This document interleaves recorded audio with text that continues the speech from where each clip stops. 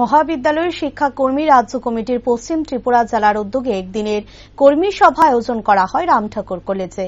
সাংবাদিকদের মুখোমুখি হয়ে মহাবিদ্যালয়ের শিক্ষাকর্মী রাজ্য কমিটির জেনারেল সেক্রেটারি গৌতম রায় জানায়, বিগত দিনে কোভিড মহামারীর জন্য এই কর্মসূচি স্থগিত ছিল। এবছর রাজ্যের সব কলেজগুলিকে নিয়ে একদিনের এক কর্মশালার আয়োজন করা হয়। এই কর্মশালায় ভালো সাড়া পাওয়া যায়। তাদের অর্জিত একটি দাবি গুলির মধ্যে হল 30 দিনের ইএলএ। এ অনুসারে কিছুদিন আগে একটি ডেপুটেশনে শামিল হয় তারা।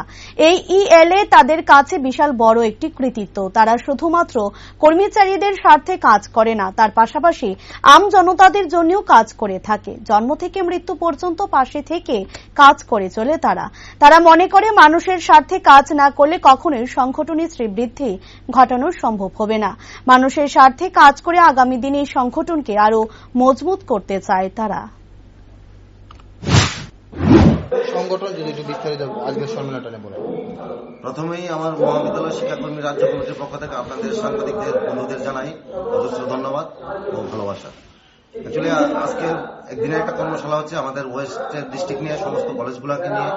সেই কর্মশালাটা আমরা সমস্ত ত্রিপুরায় যেই করে ফেলেছি, আর শুধু বাকি রয়েছে খোয়াই আর 3 নম্বরের কলেজ।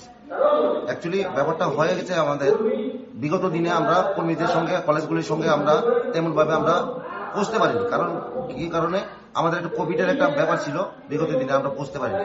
এইবার আমরা সমস্ত কলেজগুলোকে নিয়ে এসে একদিনের একটা কর্মশালা করেছি এবং ভীষণ সারা আমরা পেয়েছি। কর্মচারী মহলে ভীষণ উদ্দীপনা আমরা দেখেছি এবং আমরা সবটা সম্পূর্ণ করেছি। আজকে আমাদের উপস্থিতি করেছি এবং বিশেষ করে আমাদের কর্মচারীদের কিছু দাবি দেওয়া আছে।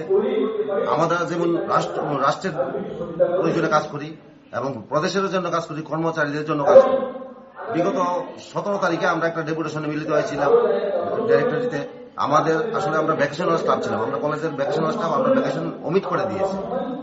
সেই জন্য আমাদের একটা অর্জিত দাবি আছে 30 ডেজ ইএলএ, 30 দিন ইএলএ আমাদের লাগবে।